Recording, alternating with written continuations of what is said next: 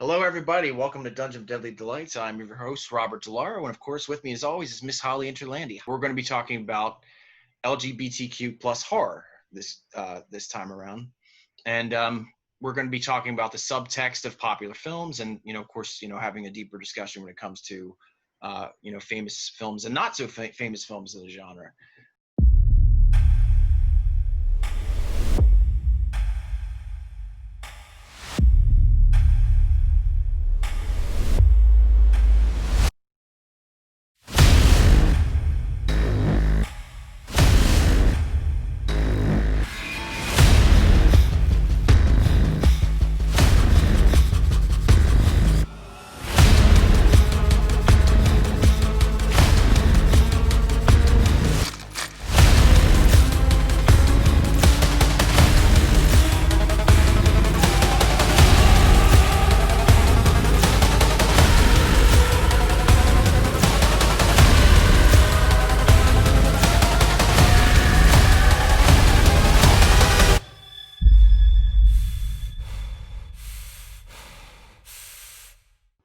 Hello, everybody. Welcome to Dungeon of Deadly Delights. I'm your host, Robert DiLauro, and of course, with me, as always, is Miss Holly Interlandi. Holly, what is going on? Greetings from hell. Our air conditioning is broken, and I feel like I'm boiling. Ugh. Oh, man. Woo. So last week we talked about giant monsters. That was a lot of fun to talk about, and got a lot of good responses from people that especially from like the Godzilla community and stuff, and they really, really loved the things that we chose. So. Great. You can catch that on the Horror Web YouTube channel right now. And yet again, we're going to talk about some heady stuff because that's what we do. Not necessarily heady. Do have a bit of backlog when it comes to my own life, and I'm sure Holly has some stuff to talk about as well. But we're going to be talking about LGBTQ plus horror this time around, and we're going to be talking about the subtext of popular films and, of course, having a deeper discussion when it comes to, famous films and not so famous films of the genre. Holly, what do you have to say about our topic this week? I mean, I think it came up as a result of us doing the Black Horror episode. Mm-hmm. It just, and for me, and it just made us want to examine the genre from a whole bunch of different perspectives, and I think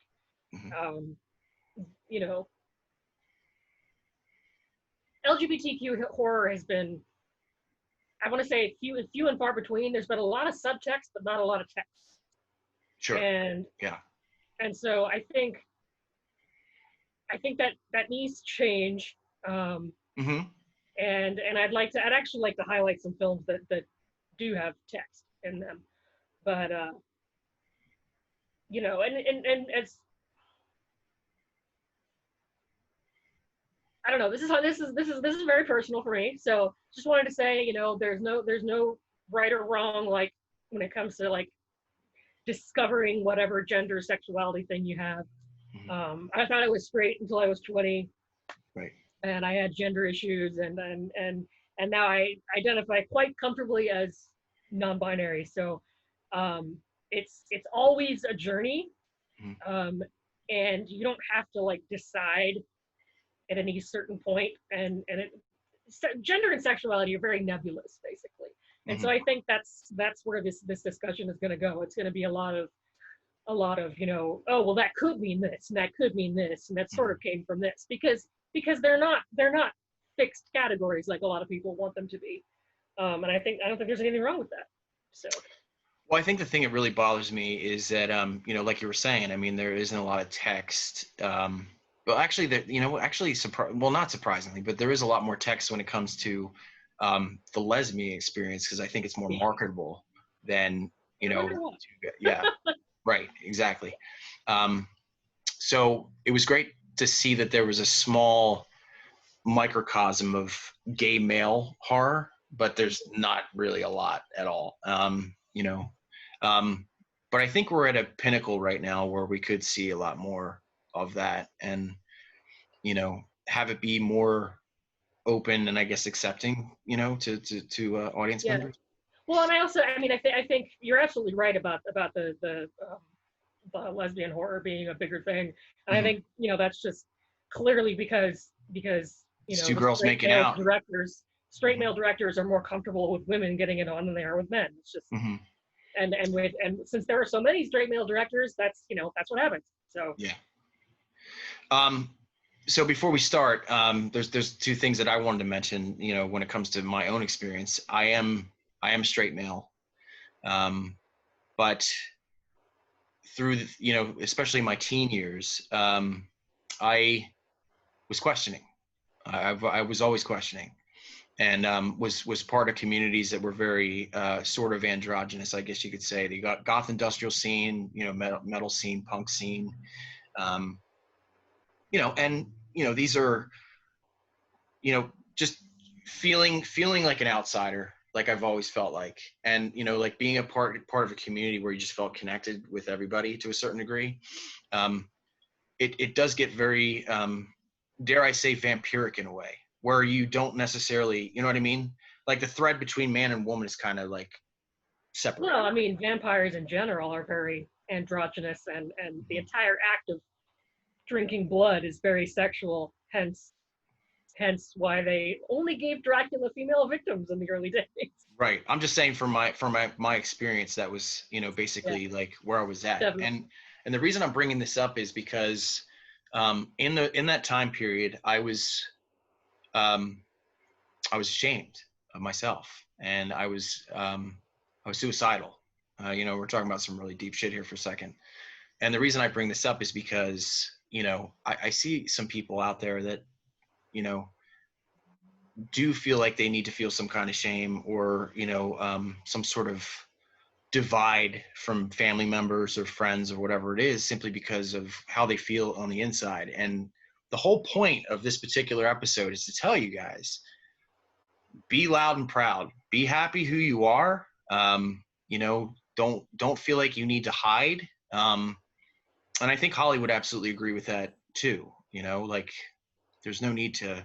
Well, and also I think it's important to not feel shamed by people who are into horror, who are, less than tolerant of stuff. Like it's easy to feel intimidated, especially by all the really creepy, obnoxious, homophobic stuff that can go on, especially in online communities.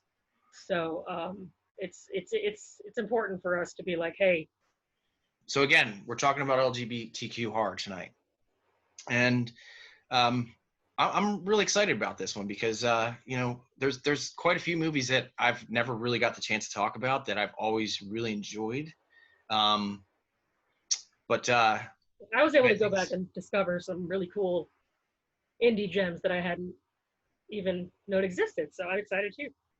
So let's talk about the beginning histories of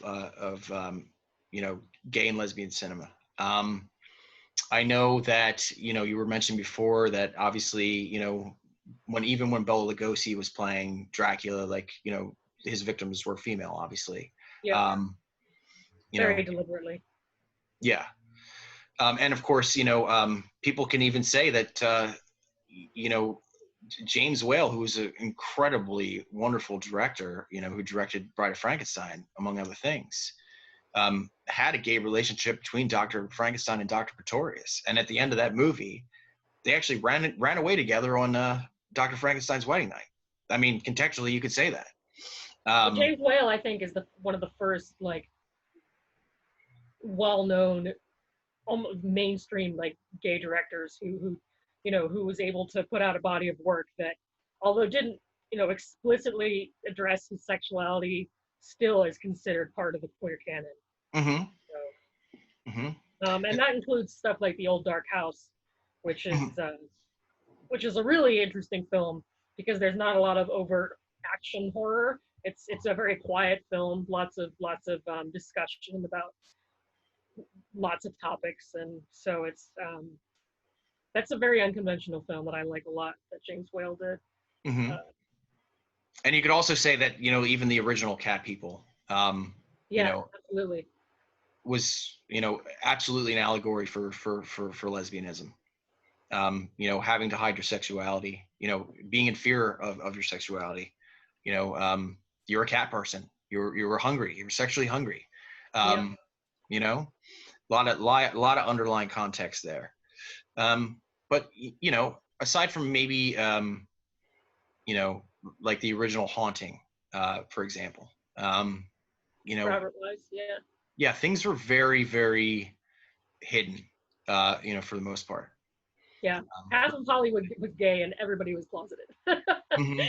That's just I mean, it's incredible when you go back and research the Like history of Theodore and Eleanor, there's actually a scene where they're terrified of, you know, seeing a, you know, supernatural event and like are holding each other's hands, but it's never described. You know what I mean? Like it's all yeah, very deep rooted. It was so yeah. taboo back And then. also there was an interesting trend about like a trend of taking stories with super gay subtext and sort of like not straightening them out, but making them more explicitly horror, so Yeah. that subtext didn't come out as much. Hmm. And I think the picture of Dorian Gray was a big Oh, one for sure. Yeah. Hmm. for that. You know, the adaptation from 45. You know, and you know, people just focusing on Dorian Gray and the painting and the you know the wilting face and everything, and sort of avoiding the whole Hmm. gay thing. Although in later adaptations of Dorian Which they Gray, really dug into in Penny Dreadful, like full yeah, throttle. yeah. Full throttle. As I was just gonna say, I think in later adaptations of Dorian Gray, they've addressed that in a huge way. Hmm. Hmm. But I think another example is Alfred Hitchcock's Rope, the Leopold Oh and yeah. Uh-huh. murder, which is, you know, super gay. But again, well, I mean, Alfred Hitchcock was with very good at that kind of subtext. Hmm. But I think that's another example of a film that initially was adapted. For those of you who don't know, Leopold and Loeb was a famous murder. Basically two college students decided to murder a kid just to see if they could get away with it because they wanted to show detectives and police that they were smarter than them. Hmm. And you know, it was first adapted into Rope by Alfred Hitchcock, and then there are a couple of, you know, sort of like, you know, similar adaptations. Like there's a Sandra Bullock movie in the late '90s called Murder by Numbers, which sort of had Hmm. a similar thing.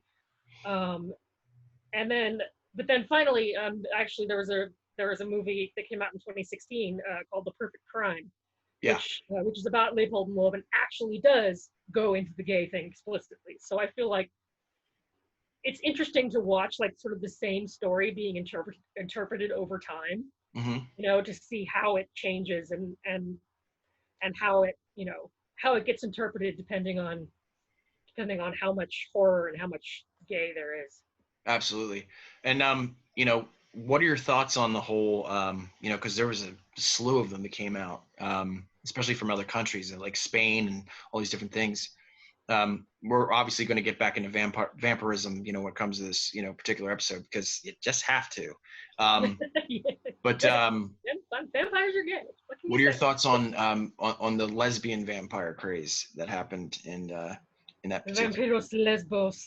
Mhm. I mean, I think it's a really blatant example of where exploitation is okay as long as it's a certain kind. Mhm. Um, but that's not to say that it was invaluable representation. I mean, I think some of the films were just like blood and boobs and yay, and Sure. there's nothing wrong with that. Blood, we all love blood and boobs, but but there are also some really interesting, like, while we're talking about like, you know, lesbian horror films from the 70s, I wanted to bring up, there's a movie called Alucarda from Mhm. 1977, which is directed by a Spanish guy, and it's not explicitly A lesbian, but it's, Spanish guy. well, you were talking about movies from Spain. It's Juan Lopez Montezuma, There very you go. difficult to pronounce. Um, but the film itself, uh, even though it doesn't, you know, go as explicit into the lesbian thing as a lot of other maybe Italian films did at the time, Mhm. Alucarda is really interesting because it involves you know, an orphan who gets raised in a nunnery and meets this mysterious girl, Alucarda, and they become, you know, best friends. But Mhm. there's a lot of subtext there, because they have a little outing into the forest, and it feels a lot like a date. And that's when, you know, they meet a gypsy who turns out to be Satan and possesses them. And, you know, and they bring Satan upon the nunnery, and there's all sorts of fire and brimstone and blood, and the whole thing is basically a fiery lesbian cautionary tale. Mm-hmm. Which, and it's a really interesting movie that I really love. So I think there's definitely some gems to come out of the whole 70s vampire lesbians thing. Cool. Yeah, and I read an article actually from one of my friends wrote about however exploitative the 70s were, but, like, you know, lesbian vampires, they still offered her something to identify with, Mm-hmm. you know, or to look to for, you know, like, hey, there we go, you know, that's awesome, that's me. So, you know, no, even as exploitative as it could be, I don't think it was necessarily negative representation either. So there's also, I mean, you know, some of the first explicitly queer cinema stuff started coming out in the 60s, obviously, you know, because that's when social revolution was the thing. And there's a really interesting director I discovered named Andy Milligan, who started out on the off-Broadway scene in New York, directing plays, like stage plays, and writing stage plays. And he just eventually just created the most incredible catalog of exploitative horror films that are just schlocky to a T. And listen to this catalog. Like, he's got movies called Flesh Pot, and oh, this is my favorite. The Rats Are Coming. The Werewolves Are Here. The Body Beneath. Carnage. You know, all that kind of stuff that can be sold at grindhouse theaters. And I watched one called Blood, which is a fabulously camp send up to, like, Universal and Hammer horror. Mm-hmm. It's basically a story about a wolf man who was married to the daughter of Dracula, and they move into this house and they're trying to find a cure for the daughter of Dracula's wife, and they're trying to find the cure through these flesh-eating plants that they found overseas somewhere. And it's completely ridiculous. Like you know, when the wife bites somebody, you can literally see, like, the plastic fangs, you know, like this, and the werewolf makeup is pretty bad. The plant special effects are pretty good, but it's all a big inside joke about classic horror and how ridiculous it can be and how campy it can be. And I think camp is a really really important element of queer cinema too. So I feel like Andy Milligan is worth mentioning. At this point, guys, you know, we talked about where we were headed with this particular subject. And we're going to talk about movies, maybe not in the correct order, because, again, you know, we're going to be talking about, you know, movies at length, and then there's a couple things where it's just kind of like a, hey, did you know, kind of thing. So Holly, I'll let you start on that road. That road. Don't go down that road.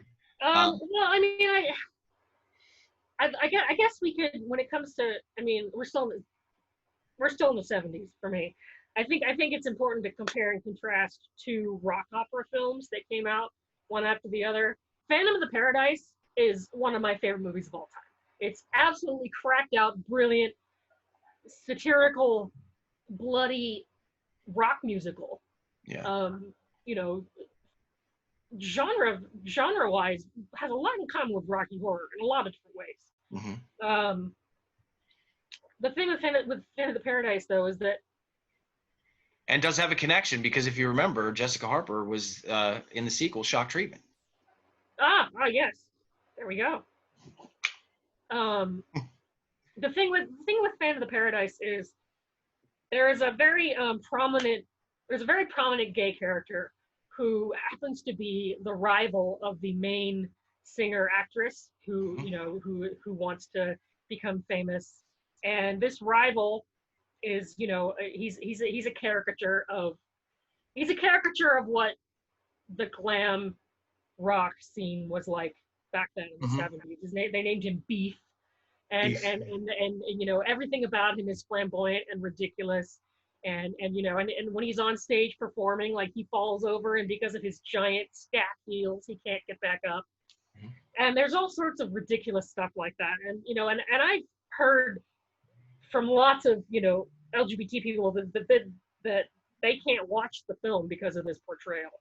And Mm. and that's, you know, that's all well and good. I mean, I love the film, but I would never, you know, I would never claim to say this is it's one of those portrayals of a gay person that does not age well for multiple reasons, not the least of which being that flamboyant villains have always been a theme.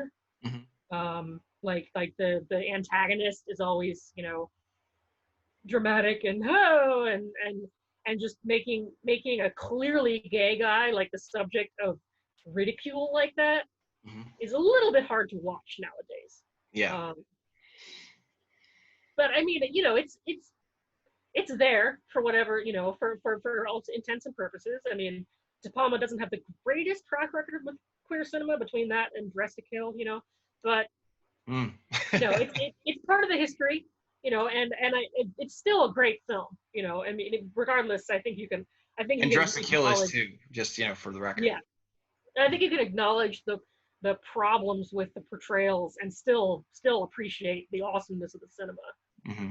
So, Phantom of the Paradise has some queer elements, and definitely a great film, especially if you like quirky rock operas like Rocky Horror and Repo Genetic Opera and stuff like that. Mm-hmm. So, well, you know, since we're talking about musicals, I'll step up. You know, of course, you know, we have to mention the Rocky Horror Picture Show simply because this came out 6 years after the Stonewall riots, which if you guys aren't familiar, that started the Pride movement. You know, there were bars in New York that were just being, you know, terrorized by ununiformed cops. And, you know, they were just, you know, beating the shit out of gay and lesbian people and, you know, starting fights. And finally, like, you know, this Stonewall Inn, this crowd in the Stonewall Inn just said, enough, fuck this shit. And they fought hard for days. And that started the Pride movement. So 6 years after the Pride movement was the Rocky Horror Picture Show. And probably because of its overtly gay context, did not do well at the box office. But what was always been fascinating to me about Rocky Horror is I've been in the room with some of the straightest guys you could possibly imagine. You know what I mean? And nobody cares. Nobody cares when they watch that movie. It's so joyous and freeing when it comes to sexuality, when it comes to all these different, you know, tones and stuff. People are just like in for the enjoyment of it. And that's fascinating to me. You know what I mean? Yeah. And I wouldn't call Frankenfurter a villain in the traditional sense of you know, of trans villains. I think he's much more of the protagonist of the film, really. Mm-hmm. And yeah, and it's absolutely unabashed and totally over the top. It's so funny. When I first saw Rocky Horror, I was like 12 years old. Mm-hmm. I'd never seen it, and we like rented a Blockbuster because we were like, this will be fun, and we had no idea what we were doing, so we saw it completely out of context. And like halfway through the film, we were like, what the hell is this? I don't understand, because we didn't, without seeing it in its, you know, cultural environment, it doesn't make any sense. Oh, by the way, this episode, context, it's like Pee-wee's Playhouse. It's going to be the secret word. Ah! It's going to be context. Totally right. Yeah. Context is everything. But yeah, no, I totally get what you're saying. And, you know, like I was also, you know, part of that scene too, you know, like going to see the Rocky Horror, you know, at midnight showings and, you know, all that stuff. It's a rite of passage for a lot of people and a sexual awakening for a lot of people, which is more important. When people, I've heard from people that I've known in my life that when they saw the Rocky Horror Picture Show, they finally broke that barrier, you know, within themselves and was like, yeah, you know what? I'm gay. Fuck it. And I'm happy about it. I'm fine. Well, my favorite part of that film, to be honest, is the 1-2 punch sequence of Frankenfurter dressing up as Brad and then dressing up as Janet and going to seduce Red Rocky. seduce the other one, like one after the other, and it's just, it's brilliant. It's one of my favorite depictions of just general, I think, pansexuality in cinema in general. Like I just think it's awesome. I love those scenes. And also the fact that he just wanted to make a goddamn hunky man. That's all he wanted to do. Right? Make him for you. Yeah, that's all he wanted to do. But I mean, obviously, like, you know, the one of the most popular phrases in that movie is "Don't dream it, be it." Like, you know, be yourself, be free.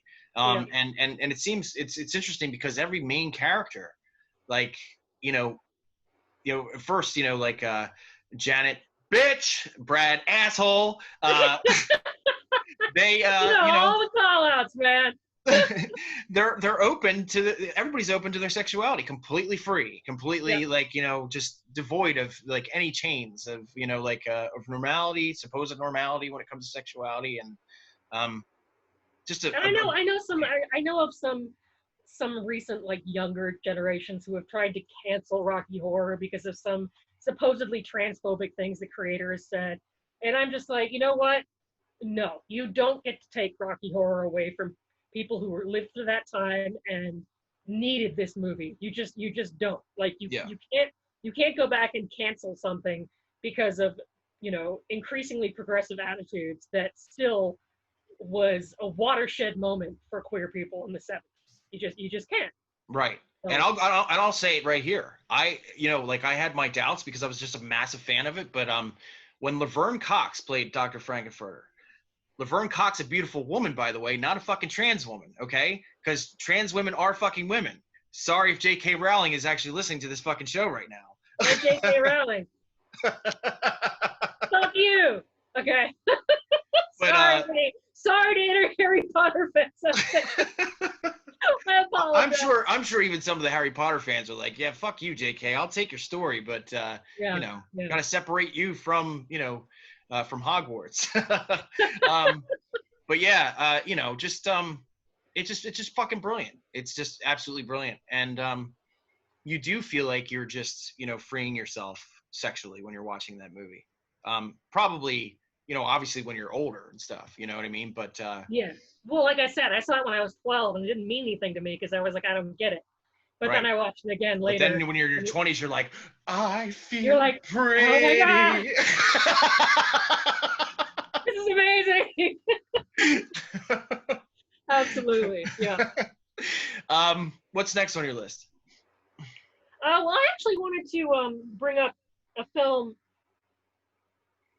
by Ken Russell, who we're going a little bit into the 80s now. I don't know if you had any more 70s stuff to bring up. Not really. But Ken Russell, while not gay himself, was very, very, very famous for his flamboyant film style, and Devils is one of my favorite movies. Sorry? Devils is one of my favorite movies. Yes.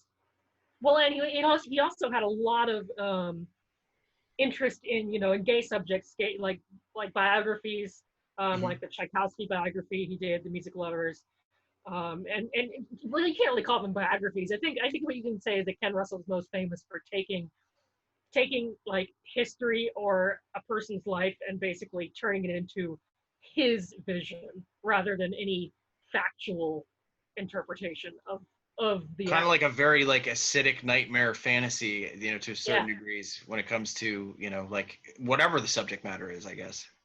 Well, and or context. Context! We should have like a drinking game every time we say context, just like down some vodka. You'll be dead. Don't do it. The movie is called Gothic. Oh, I love Gothic. Made in 1986, and it's I would say, while some would argue that it's not explicitly horror, it does give a great depiction of what is quite arguably the most important. Dude, it's nightmare fuel. Her fucking dead baby and shit. Oh my God, it's fucking terrifying. Well, I mean, the movie is about what is quite arguably the most important creation point in horror history, which is, of course, the night when Mary Lord Shelley Byron invited, yeah. was inspired. Lord Byron invited Mary Shelley and Percy Shelley and Mary's stepsister and of course his doctor Polidori out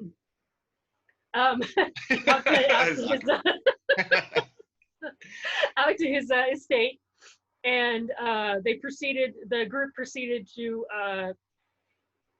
take lots and lots of drugs, tell ghost stories, share their worst fears. And this is, of course, the night that resulted in Frankenstein and also John Polidori's The Vampire, which is quite arguably the basis for Dracula.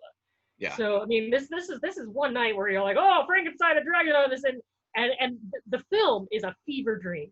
Like, it's just so, I mean, it doesn't shy away from, the obvious sexuality, because Lord Byron was famously bisexual and basically slept with everything with a pulse. And of course there's no. Yeah, you're going to Lord Byron's house, bring a condom, just saying. Seriously. Right?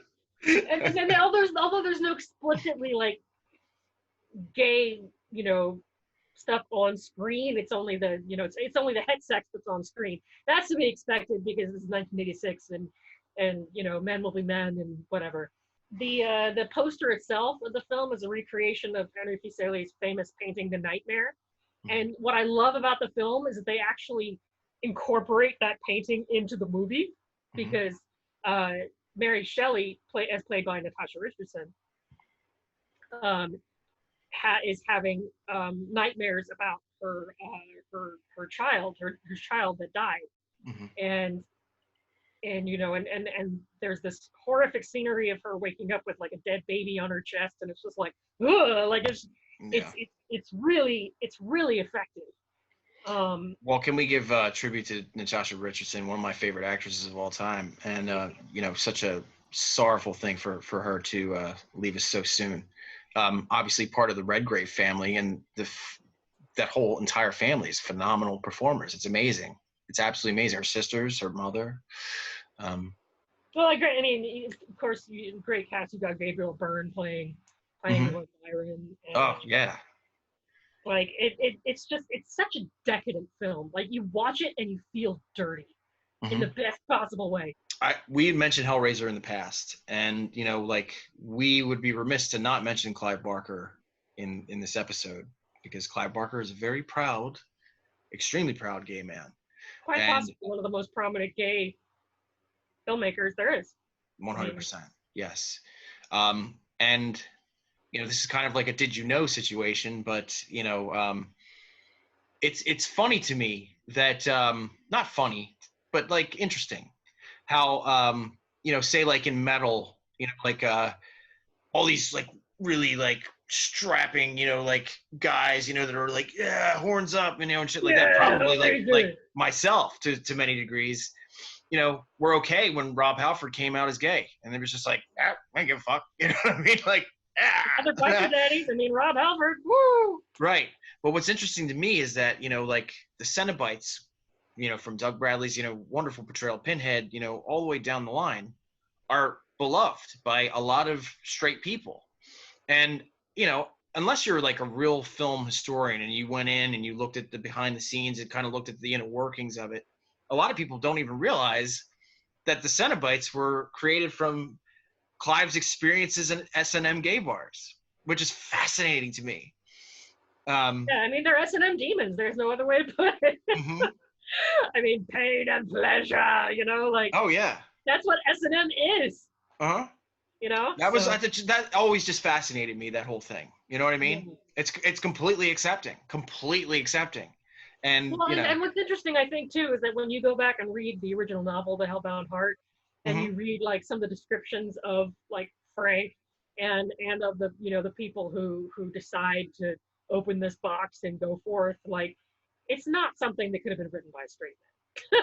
No, not it's at all. It's handled in such a like an intimate, sensual way that a straight dude would have been like, whoa, okay, hands off, but thankfully Clive Barker just goes there, and Which also brings me to Nightbreed, because Nightbreed could be, to many people actually in the gay community, is an allegory, because you have these monsters that are like living underneath a graveyard and they're outsiders, and that could definitely be an allegory for coming out, and a lot of people feel that way, and that's also fascinating too, simply because like there's really no underlying thread in that story that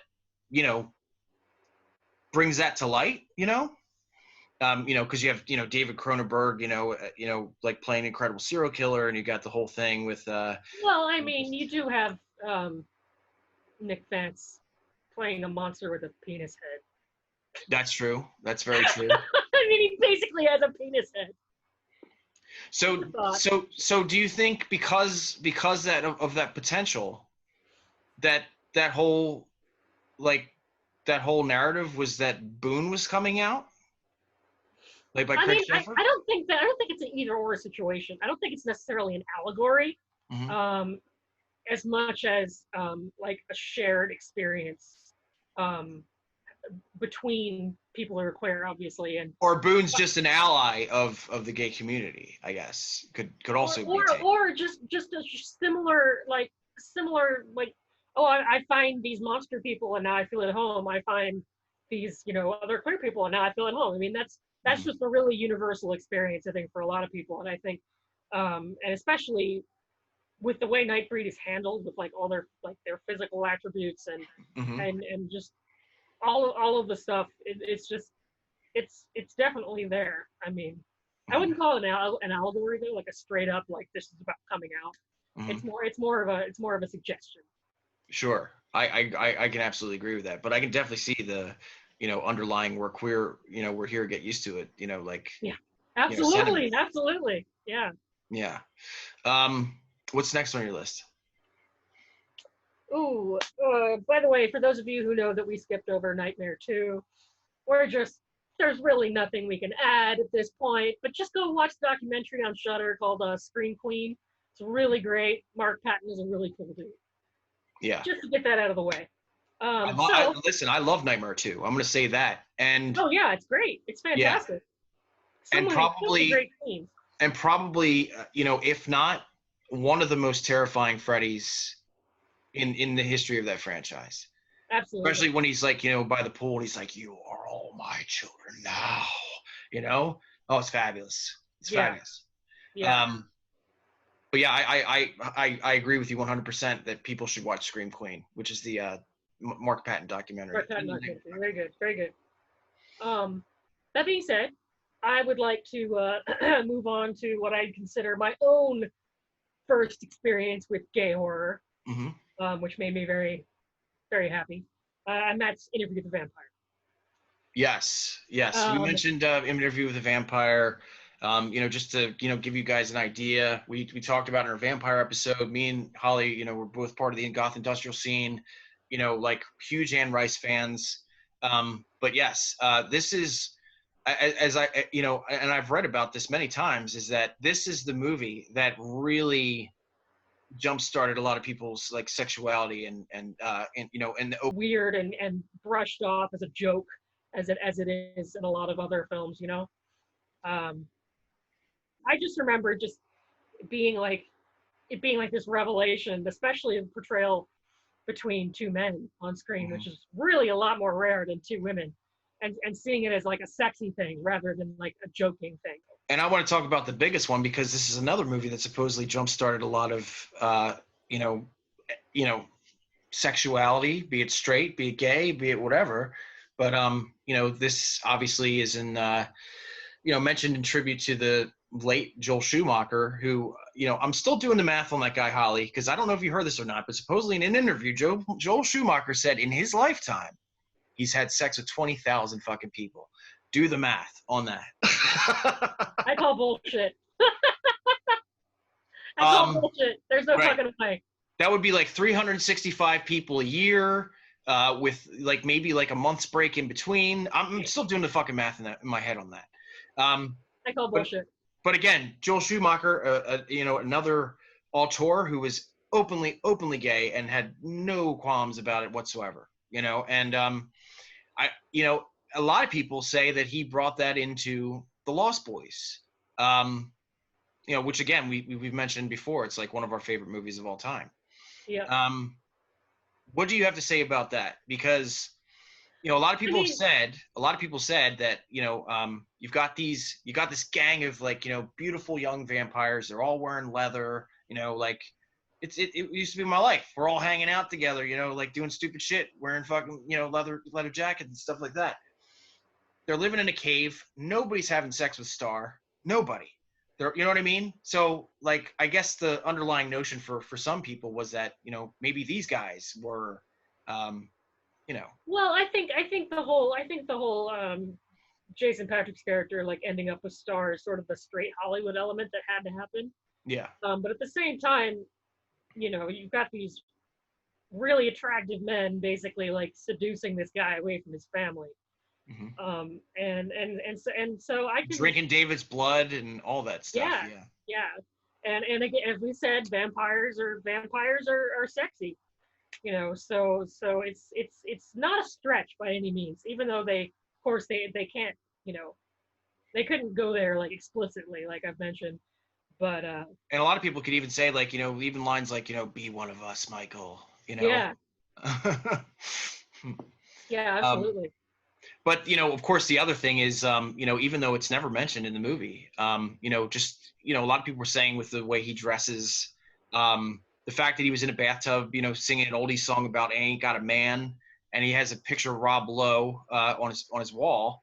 A lot of people think that Sam was the gay linchpin in that movie. Yeah. What do you think about that? I think there's an argument that can be made. I think going into the whole he has a Rob Lowe poster in his wall is a little bit, yeah. Mm-hmm. I mean, I'm not gonna tell anybody how they should interpret the film. Yeah. Especially when it comes to seeing themselves in it.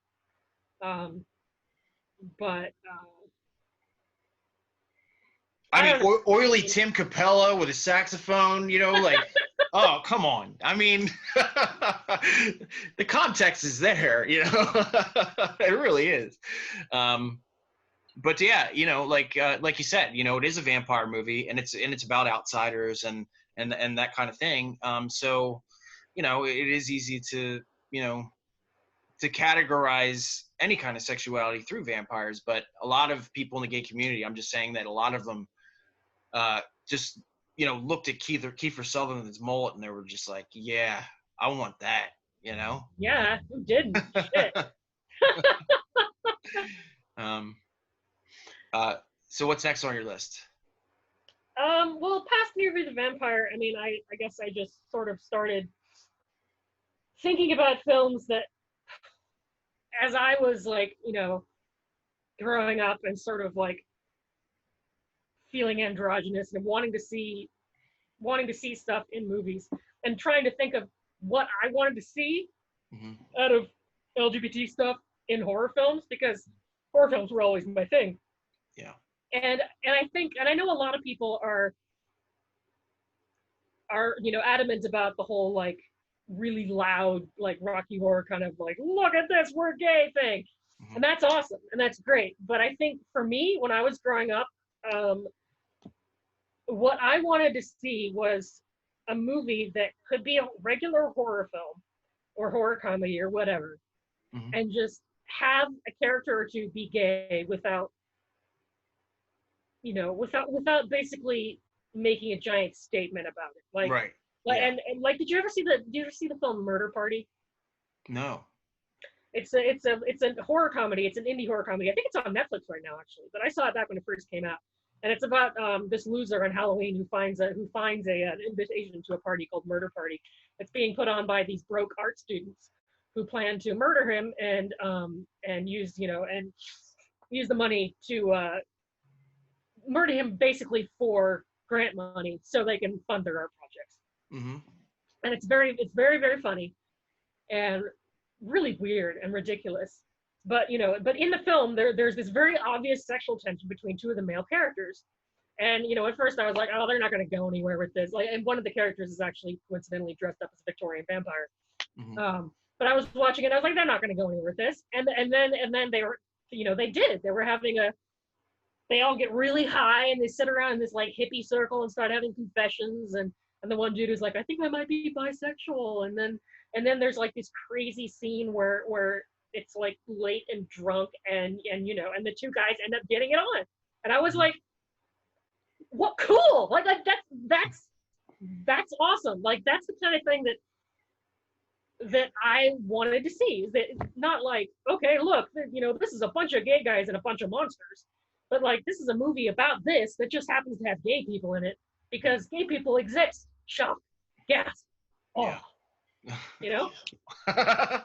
Plus, Murder Party is a fucking hilarious movie if you haven't seen it.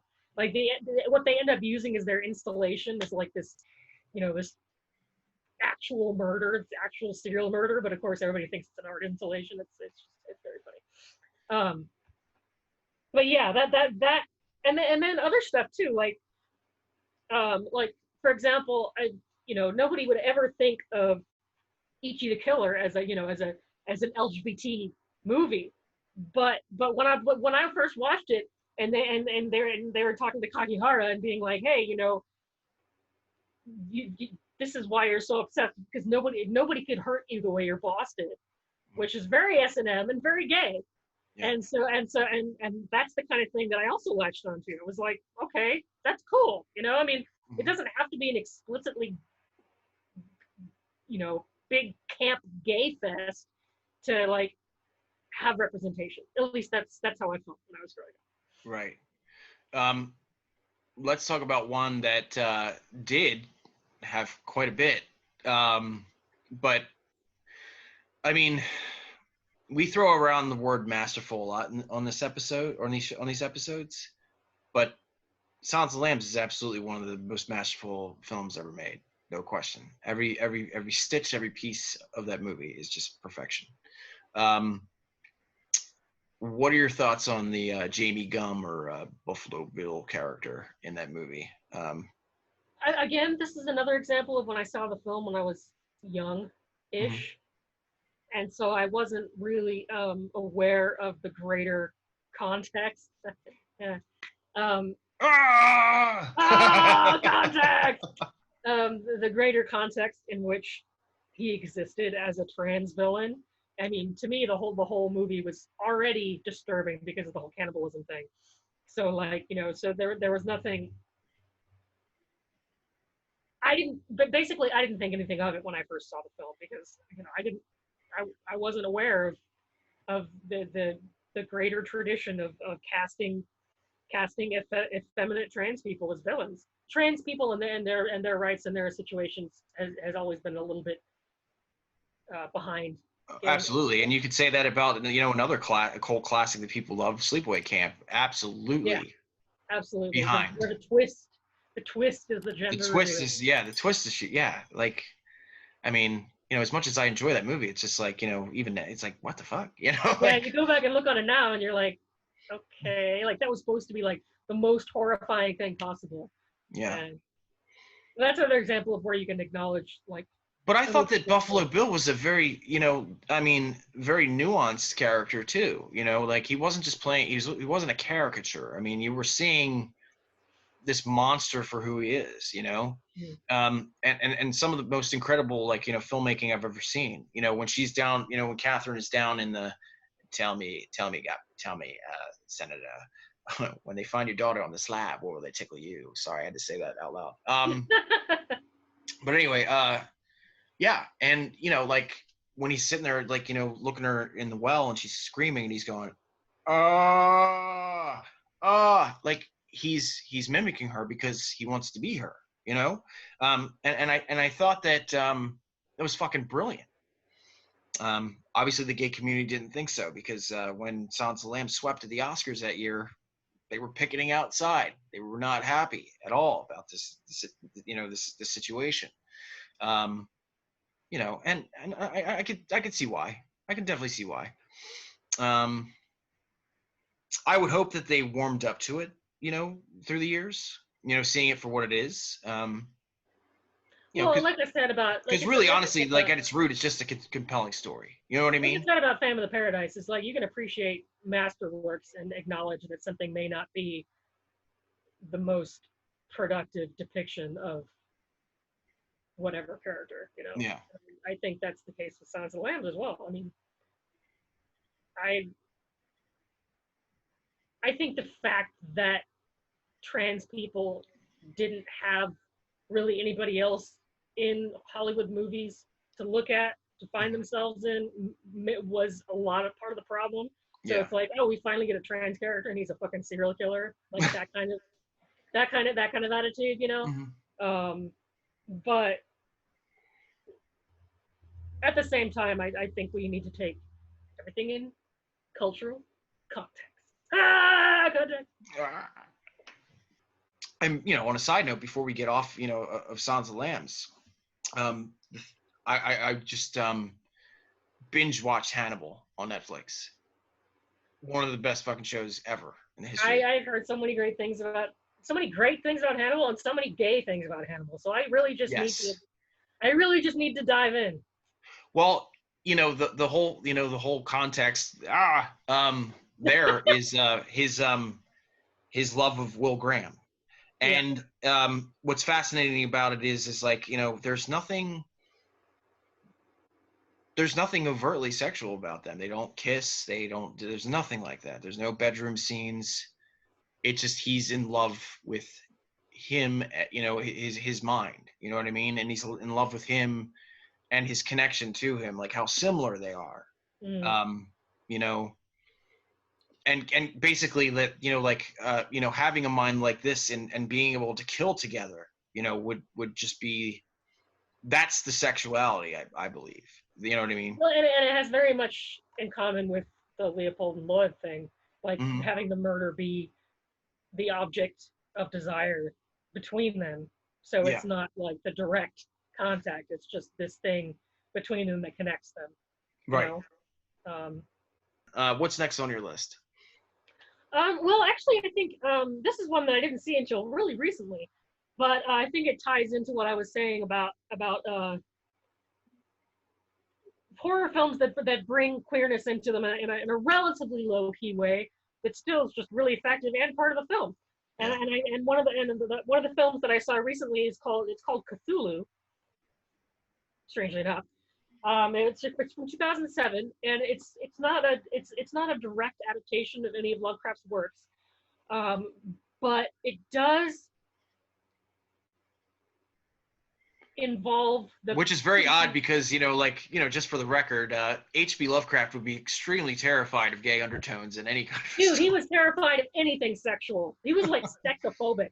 Like that's part of why he was so terrified of the breeding of between like monsters and humans. He was like, oh god, no, not sex, no, never. Amongst other things that are coming to light more and more each day. But he was a really, really messed up individual. Yes, he was. But yes, Cthulhu, please. What Cthulhu does so well, though, is that it's about a gay guy who has to go home to the island where he was born because his mother died, and to sort of like reface like the creepiness of his home community and his father, who happens to be a priest of this really creepy sect that you find out eventually is basically worshiping Cthulhu, and he ends up going back and reconnecting with a classmate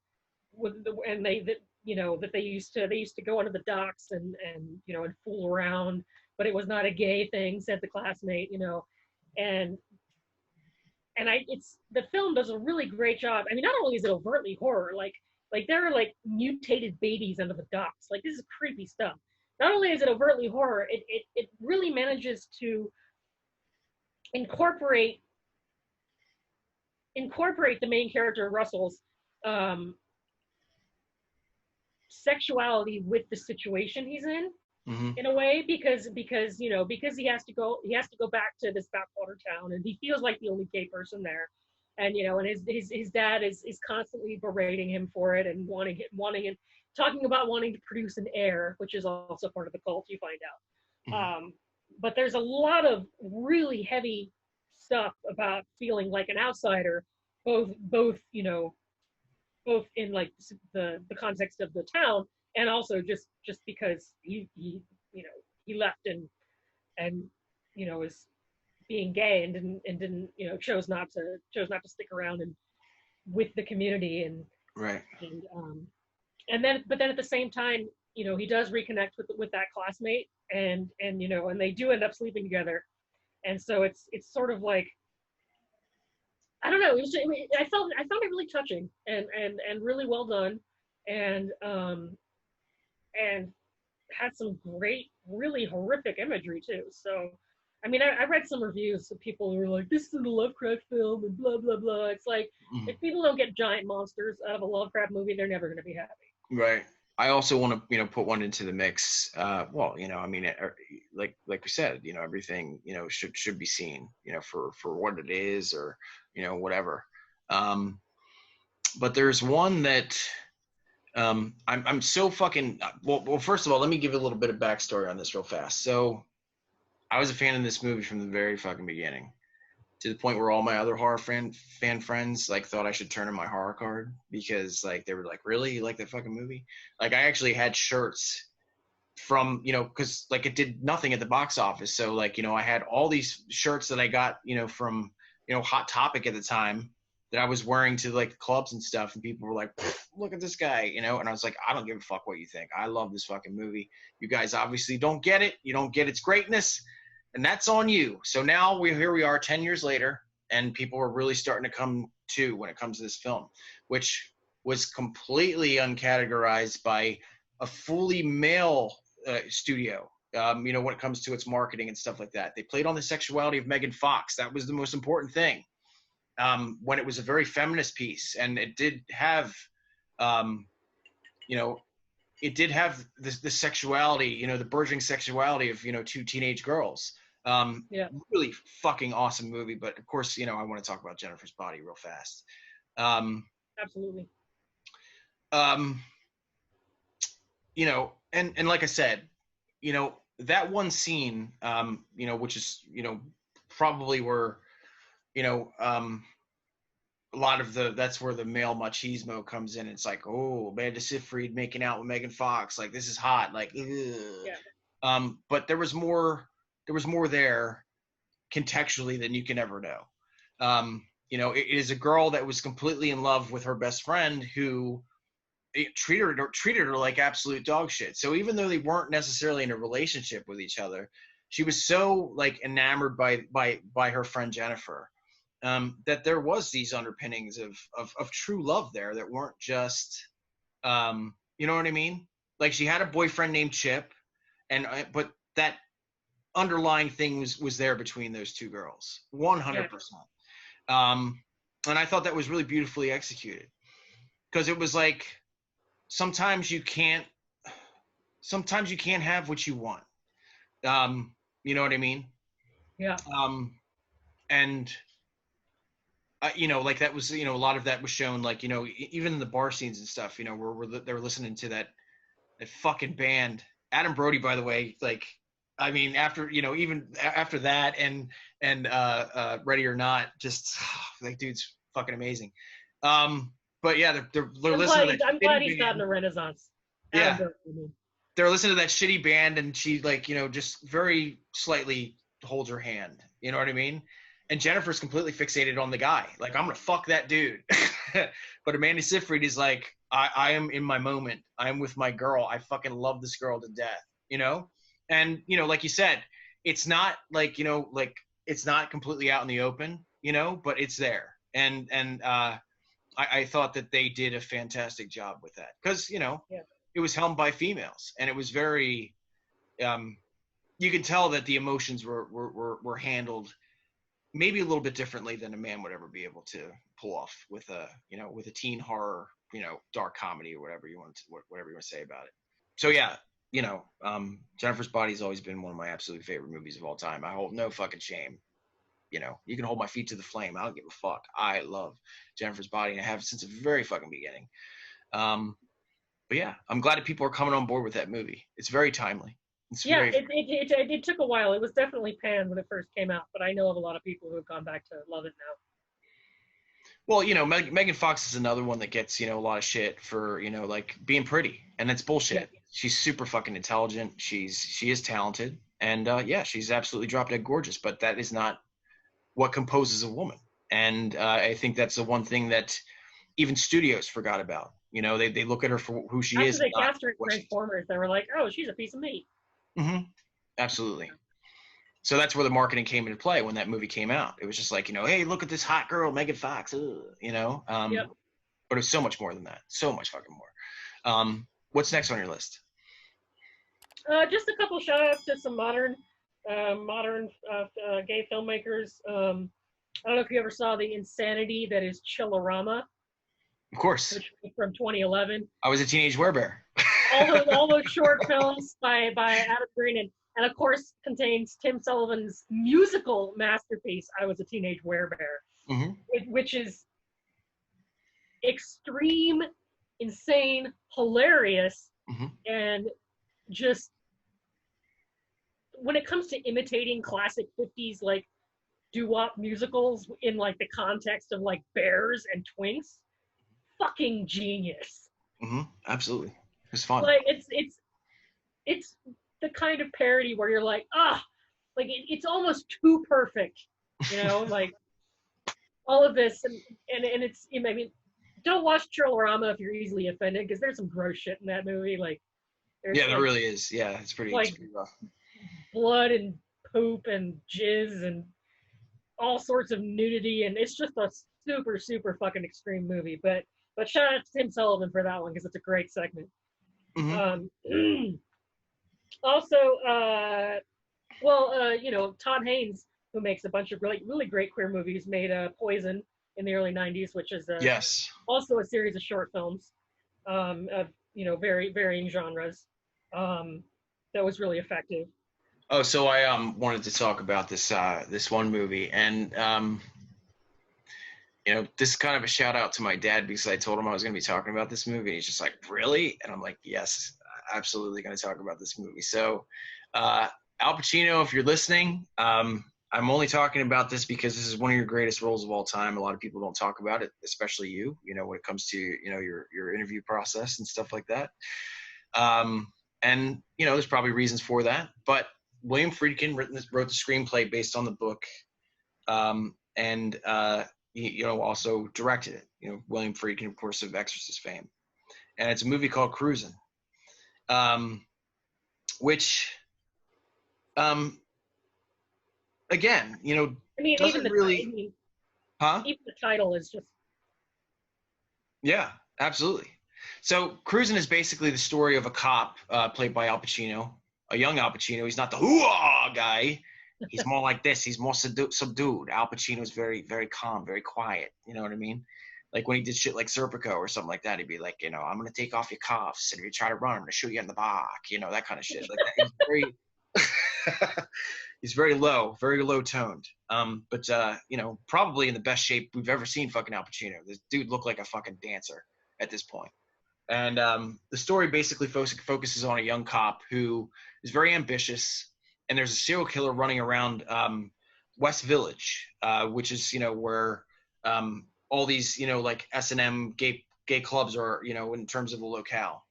There's a serial killer running around, and they're finding body parts of what is presumably gay men from these clubs. So he, there's a police chief played by Paul Sorvino. He's kind of, put into this situation as an undercover. And what's really fascinating about this movie is that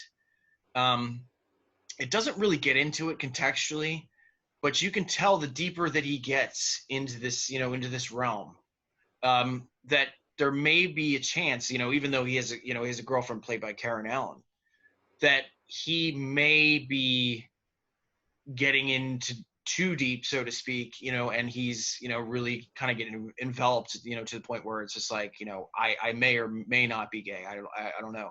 There's actually scenes in the movie where he goes back to his apartment, because he actually rents a new apartment, when he's undercover, around the clubs and stuff, but he goes to visit Karen Allen a few times and he just like rails the shit out of her.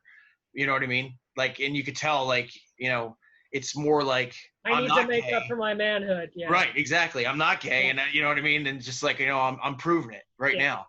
But yeah, so basically, he's like I said, he's in another apartment and meets up with this other gay man who's having problems with his boyfriend.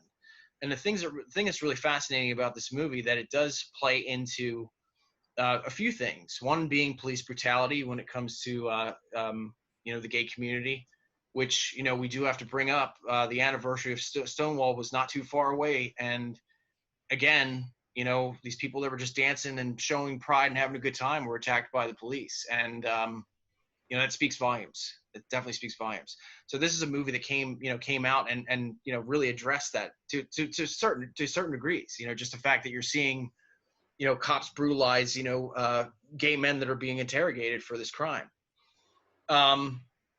So of course it is like a kind of like a dark thriller whodunit kind of thing. So Al thinks he found his man, who happens to be this college student who goes after him with a knife, and they automatically think like, yeah, this is our guy. He's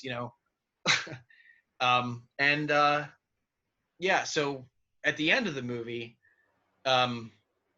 Al Pacino's kind of looking at himself in the mirror while Karen Allen is actually trying on his clothes. So he's trying all of his leather boy clothes, like, from when he was going undercover. So she's putting on the hat and the leather and all that stuff. So again, even though it's not really addressed, he doesn't say I'm gay or I'm this, I'm that. You know what I mean? There's like, it's all very, a lot of the critics said it was like too shallow. Like, you know what I mean? Like, you didn't know what was going on in this person's mind. You know what I mean? When it comes to how he's feeling, is he feeling like, maybe this whole thing is a sham, maybe that's what I am a homosexual. And this particular film is really, it gets pretty hardcore with some stuff. We're not talking about, putting a ring on it kind of thing. These people are just having a good fucking time being sexual and being free, and they show it quite a bit. And but it's an absolute classic that a lot of people don't talk about when it comes to Al Pacino's catalog. And he wasn't nominated for anything. It was like completely taken apart again with the whole situation with with a gay serial killer. The gay community just didn't like that. But what's funny about it was not funny, but through the years, it's been re-examined, and a lot of people see it a little bit differently. You know what I mean? They see what Friedkin was trying to do as opposed to, being offended by everything that was going on in the film. You know what I mean? Yeah. But it's a fantastic performance by Al Pacino. He should have definitely been nominated for an Academy Award for that. It's very important to gay cinema. Absolutely, 100% important. And again, before I get into my last thing, want to give another shout out. Even though we're not huge fans of the movie, we both said it. Holly and I understand the importance of the Babadook. And the fluke that he sort of became a gay icon due to due to like a streaming service mistake. But then everyone just sort of went with it. Right. And the more people went with it, the more it seemed to make sense. Yeah. And like the more, the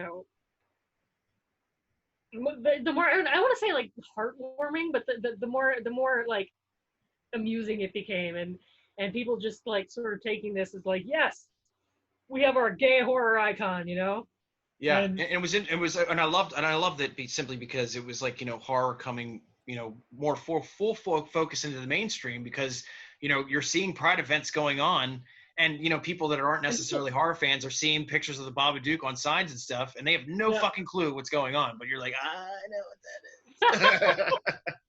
I know what that is. One of the more bizarre crossovers between horror and LGBT, but still definitely worth mentioning. But of course, there's a bunch of other films that I want to mention too. There's Hellbent, which is the first technically gay slasher film. May has some very lesbian undertones within that. All Cheerleaders Die is fantastic. Perfection, if you guys haven't seen that, I don't want to spoil that movie for you at all. One of the stars of that is Allison Williams from Get Out. that's a phenomenal movie. Of course, Black Swan, directed by Darren Aronofsky. Great film. Great film. But there's one that I really wanted to talk about at the tail end of the show, and that is not necessarily a film, but very thematic. And I just played the second part of this game, The Last of Us Part 2. And I did want to mention that the character of Ellie is probably one of the most fleshed out gay characters I've probably ever seen in my existence. It's fabulous the way they drew her. I don't know if you've ever played The Last of Us. I haven't. But it's just there was a side game called Left Behind, which is actually a prequel to her life story. And she's very young at this point. She's probably about 13, 14, something like that. And there's a friend of hers named Riley. And that's the first time, where you actually see, even through a video game, you're seeing it through a lens of a young girl who is not quite sure who she is. You know what I mean? Like, she's not just going for anything. She doesn't necessarily understand herself. And like I said, it's just so beautifully written. And from my understanding, a lot of gay people who have played the game wept openly because of how beautifully drawn, that character was when it came to their own experience, being young and, not quite understanding themselves as of yet. And then when you get into the second game, it wasn't really addressed in The Last of Us Part 1. But Part 2, again, is, it got a lot of shit. There was a lot of fucking really hateful comments when it came to this game. I think it was an absolute masterpiece from front to fucking back. It was just absolutely beautifully done. And again, we have a character who's a lot older at this point. And aside from, the revenge situation of the game and stuff like that, she has a love for this character, Dina. And again, just really gorgeously fleshed out relationship between these two. You know what I mean? Nothing stereotypical about it.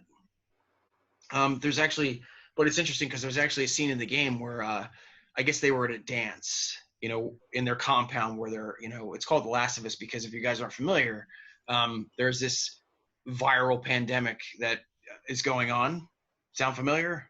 And and basically some people are being infected by these spores that are around. So they kind of become like these, either like really bloodthirsty maniacal zombies because their brain is just completely fried, or they become kind of like fungal zombies in a way. You know what I mean? So in this compound where she's at, she's in a relationship. Well, not technically in a relationship. She has a friend who's male, and Dina just broke up with her male counterpart, and they're at a dance together, and they're both kind of drunk, and he sees them basically kissing each other at the dance, and there's this one guy that comes over and says, "Hey, this is a family establishment. Like what this is a family event. What are you guys doing here? This and that." And then they get ready to leave, come on, Ellie, don't, because she's getting ready to kick this old man's ass. And he goes, yeah, just what we need in this town, another loudmouth dyke. And it's like, holy shit. And then the next day in the game, she actually goes back to where the dance was. It's, it's kind of like this bar, / restaurant, situation they have going on. And the guy tries to apologize to her, I'm sorry, I had a little too much to drink. Here's a couple, steak sandwiches for your journey. And she gives them off to her male friend, I'm not hungry. You want some bigot sandwiches? Here you go. That's great. I love it. Yeah. But not to get into spoilers, but the end of the game is really beautifully done too, because she doesn't necessarily get the revenge that she desires. That's a whole different subplot, which is fucking amazing. But she ends up. I've heard a lot of good things about the game. She ends up living on a farm with Dina, and Dina was pregnant with her male boyfriend's child. So even that is just you're seeing two women living together with a child. You know, and even though they're like, you know, technically like 18 or whatever, it's just like, you know, you're not really seeing that kind of dynamic in popular culture. Especially in video games, which I would argue are about 20 years behind all other media when it comes to representation. And I'm saying that as somebody who loves games. And the thing that really bugs me, you know, before we get off the subject here, you know, the topic of the episode, but the thing that really bugs me is, like, you know, even with somebody like The Walking Dead, they have a character named Aaron. And Aaron, you know, was in love with his, you know, with his man, and he died, you know, earlier in the seasons and stuff. So you're still seeing Aaron. You're seeing Aaron the badass. You know what I mean? But you know, television has a tendency to either kind of wash the gay away, or kill them off. You know what I mean? Or kill somebody off on a show like immediately. Like, you know what I mean? Like, just kind of sever that particular storyline tie. And that really bugs me. That bugs me a lot. Yeah, I obviously I agree. I mean, bottom line is, normalize queer horror, normalize LGBT people in horror, in a horror context, and even that relates to the horror itself. Like when I was talking about the film Cthulhu. I mean, the argument I get from, you know, obnoxious straight white dudes is usually like, well, I don't want to sit through a gay sex scene in my horror film, or I don't want to see gay shit in my horror movie. It's like, dude, you know what? If I have to sit through your fucking hetero mating rituals in every goddamn movie I've ever seen, which often has nothing to do with the plot, you can suffer through some gay people getting it off. Yeah. It's not that hard. And I do have to mention too, we were talking about television, but, you know, one particular character I need to mention before we get off here is, you know, of course, you know, we're talking about Mike Flanagan. But Haunting of Hill House, and the character of Theo, which is just another beautifully drawn character. She's lesbian. She doesn't give a fuck. You know what I mean? She just doesn't know if she wants a full-on relationship. She's got her own shit going on. You know what I mean? But you know, just that scene, you know, when her sister is getting married, I don't know if you remember, but the brother and the sister are just like, just wait for it, because the other sister is like, you know, watching her dance with another woman, and then at first you see her face, and she's like, and they're like, I told you. You know, it's just gorgeous, just beautifully, you know, like just another beautiful character. Theo was a fantastically drawn lesbian character, I think. But yeah, you know, like you said, I mean, there's not a lot of representation there. It's still kind of, at least in this genre, is very, you know, it's still climbing to get to where it needs to be, I think. Yeah, it's almost like people think it's too much. Like, you can't have a horror movie and a gay movie. It's like, oh, that's too niche. So when you look for like gay movies, they're all dramas because they focus specifically on the queerness of whatever individuals in the movie. Right. And I get what you're saying. Like, you know, you need to include that within a narrative and not have it be like, you know, the actual, like, you know, the underpinning of that particular story. Like, you know, just allow it to be. If it needs to be the underpinning, great, awesome. But I'm just speaking, I can't speak for all queer people, but just what I wanted to see, and what I get really happy when I see is a basic horror genre film with gayness in it that isn't like giant neon signs. Like, boom, boom, boom, boom. Yeah. Look, gay. Yeah, totally. Yeah, it's like it's almost like they're trying to scare people off. It's like, come on, guys, just make a fucking great horror movie and put people in it who live in the real world, and that includes gay people, black people, trans people. Yes. Friggin' everyone. I agree, absolutely. So, you know, before we get off of here, I do want to mention something that's probably going to rub some people the wrong way, and I don't mean it to. But I do need to mention this really fast. I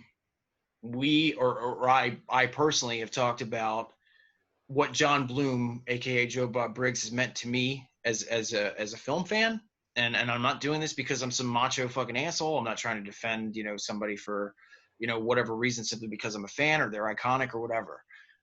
You know, despite the fact that I've actually interviewed Joe Bob Briggs and we talked for 2 fucking hours. It was one of the most fantastic conversations I ever had in my career. you know, you can get into the subtext of what I'm talking about, but I do want to mention this. I personally, you know, and this may, you know, rub people the wrong way because I am a straight male. I personally don't think that Joe Bob Briggs is homophobic or transphobic. I've done my research. I know when he initially worked for the Dallas Herald years ago, he actually wrote articles in support of trans people, and they were turned down by the Dallas Herald editors. Like, no, you can't put this out. So technically what I'm trying to say is, you know, although you're angry about certain things and you're trying to destroy someone's career, you know, because we are in a, you know, moment of cancel culture, and I understand that. Look at your history, because in my opinion, I think Joe Bob Briggs has been an ally before most of you were even born. That's all I gotta say about that. So I think people have a horrible tendency to direct their anger at in the wrong places, and you know, that's not to say that every. And that's only a small subset, by the way. I'm not saying the gay community is just like, you know, like out there with torches. I'm not saying that. You know what I mean? There are a lot of gay people. That's not to say that everything should be excused either. It's just, it's a matter of where to put your energy, you know? Like, he is a relic of a dinosaur time. Should he absolutely say things differently? Absolutely. This is not the time for some of his jokes. You know what I mean? But you got to think about it this way. Joe Bob Briggs is a character. John Bloom is the man. And John Bloom is not a homophobe. And as a matter of fact, I know a lot of people in the gay community that have their own stories when it comes to how supportive he's been in their lives. So that's all I got to say about that. And welcome back, Last Drive-In. Anyway, again, thank you guys for joining us. We hope, you know, like, again, we were not able to get into everything. We're only, you know, we're only an hour show. But we hope that we did it justice. Holly, what do you think? Do you think we did it justice? I think so. Yeah, I mean, obviously it's hard to, like you said, it's hard to hit everything, but you know, I'm super glad we did this topic because I was able to go back and see a bunch of, you know,